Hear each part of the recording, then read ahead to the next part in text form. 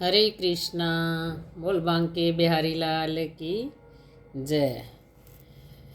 आज मैं आपको 9वां अध्याय की कथा सुनाने जा रही हूँ।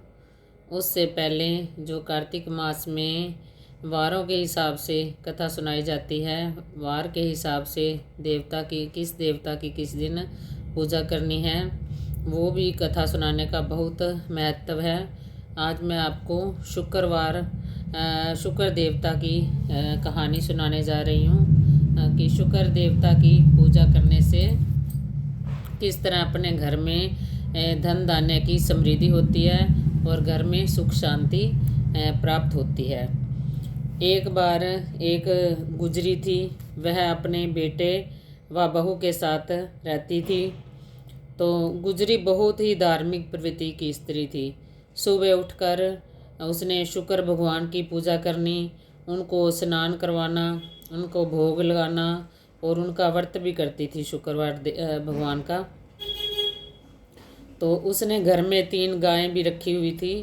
वह गौओं की सेवा करती और उनका दूध और घी शहर में बेचने जाती। वह दूध और घी में किसी प्रकार की कोई भी मिलावट ना करती। उसका दूध और घी बहुत ही शुद्ध होता था और उसका दूध और घी हाथों हाथ ही बिक जाता था। एक बार गांव के लोग सारे कार्तिक स्नान करने के लिए हरिद्वार जा रहे थे। तब गुजरी ने भी मन में इच्छा जाहिर की कि क्यों ना मैं भी इस बार हरिद्वार जाऊं कार्तिक स्नान करने के लिए, क्योंकि गौएं रखती थी तो उसे इतना मौका नहीं मिलता था। तीनों टाइम सारा दिन वो गौओं की सेवा करती थी। तब उसने बहू से इच्छा जाहिर की कि बहू, मेरा भी मन कर रहा है कि मैं इस बार कार्तिक स्नान करने के लिए हरिद्वार जाऊं। तब बहू बोली, माँ आप चले जाओ, मैं सब देख लूँगी। गुजरी 1 महीने के लिए कार्तिक स्नान करने हरिद्वार चली जाती है। पीछे से बहू ना सुबह उठती है, ना शुक्र देवता को स्नान कराती है और ना ही भोग लगाती है।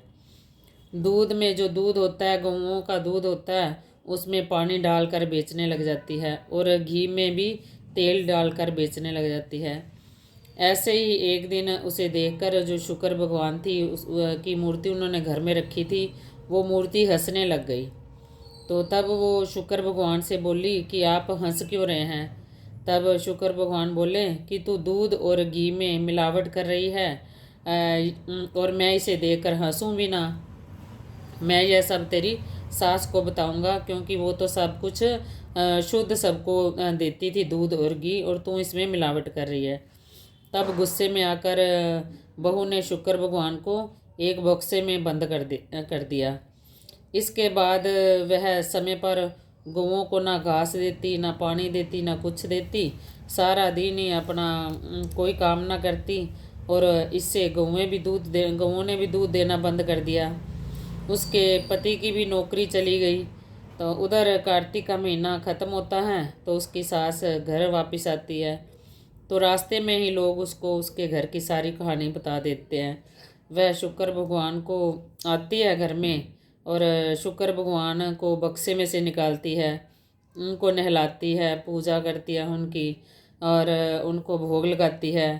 तो इसके बाद फिर शुक्र भगवान दोबारा बहुत खुश हो जाते हैं और उसके बेटे को भी दोबारा नौकरी मिल जाती है और घर में फिर वही धन संपदा दोबारा आ जाती है।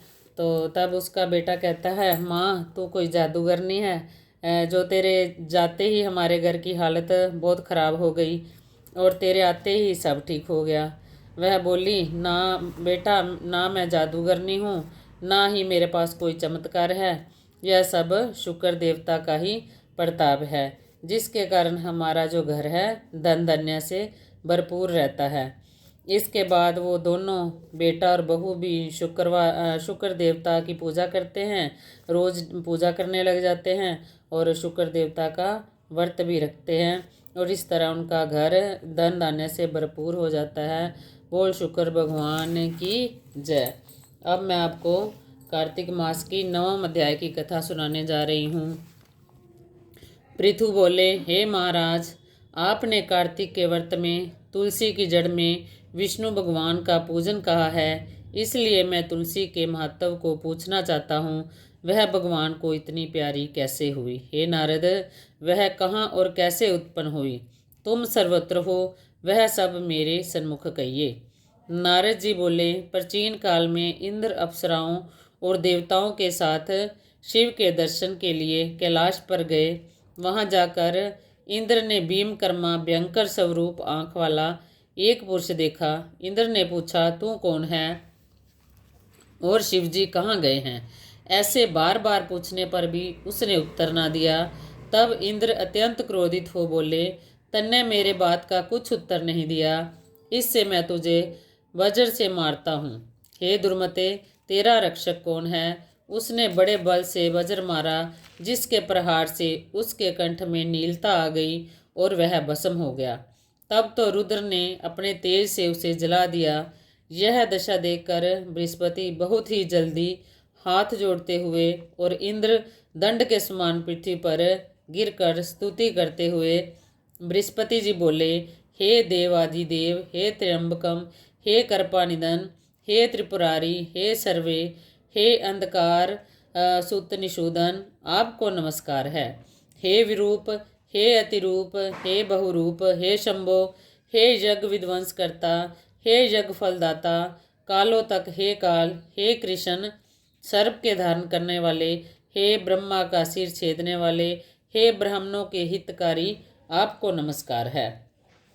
नारद जी बोले, जब भगवान शिव जी की ऐसी स्तुति बृहस्पति जी ने करी, तब शिव जी त्रिलोकी के जलाने वाली नेत्र अग्नि रोक कर बोले, हे ब्राह्मण, मैं आपकी स्तुति से प्रसन्न हूँ, इच्छा वर मांगो।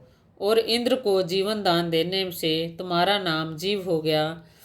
बृहस्पति बोले, द्वेष, जो आप प्रसन्न हो तो शरणागत इंद्र की रक्षा करो और अपने नेत्र की अग्नि को शांत करो। रुद्र बोले, यह अग्नि मस्तक के नेत्र में कैसे घुस सकती है? मैं इसको दूर फेंकूं जो इंद्र को कष्ट नहीं देगी। नारद जी बोले, शिवजी ने ऐसे कहकर उस अग्नि को हाथ में लेकर समुद्र में फेंक दी। तब वह अग्नि गंगा सागर के संगम पर जा गिरी। बस अग्नि वहां बाल रूप धरकर रोने लगी। उसके रुदन से पृथ्वी कांपने लगी। उसके शब्द से स्वर्गलोक तथा मृत्युलोक तक सब बहरे हो गए। और ब्रह्मा जी ने वहां जाकर देखा कि समुद्र की गोद में अग्नि बाल रूप से बैठी है। तब ब्रह्मा जी ने पूछा, यह अद्भुत बालक कौन है? ब्रह्मा जी को आता हुआ देख उसके वचन सुन समुद्र ने हाथ जोड़े और प्रणाम कर वह बालक ब्रह्मा जी की गोदी में दे दिया और कहा, हे ब्राह्मण, गंगा सागर के संगम में यह मेरा पुत्र उत्पन्न हुआ है। हे जगत गुरु, इसके जाति कर्म आदि संस्कार करिए। नारद जी बोले, यह बात हो रही थी कि उस बालक ने ब्रह्मा जी की दाढ़ी पकड़ ली और उनको बार बार हिलाने लगा, जिससे ब्रह्मा के नेत्रों से आंसू गिरने लगे। बड़ी कठिनता से दाढ़ी छुड़ाकर ब्रह्मा जी सागर से बोले कि इसने हमारे नेत्रों से जल निकाला है, इससे इसका नाम जलंधर होगा। यह तरुण होने पर संपूर्ण शास्त्रों को जानने वाला होगा और इसको रुद्र ही मार सकेगा। नारद जी बोले, ऐसे कह शुक्राचार्य को बुलवाया। जलंधर को राजगद्दी पर बैठाकर फिर समुद्र से आज्ञा मांगकर ब्रह्मा जी अंतर्ध्यान हो गए। फिर सागर अपने पुत्र को देखकर बहुत प्रसन्न हुआ। फिर सब असुरों सहित काल नेमी ने प्रसन्न होकर अपनी कन्या वृंदा का विवाह जलंधर के साथ कर दिया। तब जलंधर प्रेम करने वाली और आज्ञा में चलने वाली उस स्त्री को लेकर शुक्राचार्य की सहायता से पृथ्वी पर राज्य करने लगा। बोल कार्तिक महात्म की जय। बोल तुलसा मैया की जय। बोल बांके बिहारी लाल की जय। हरे कृष्णा।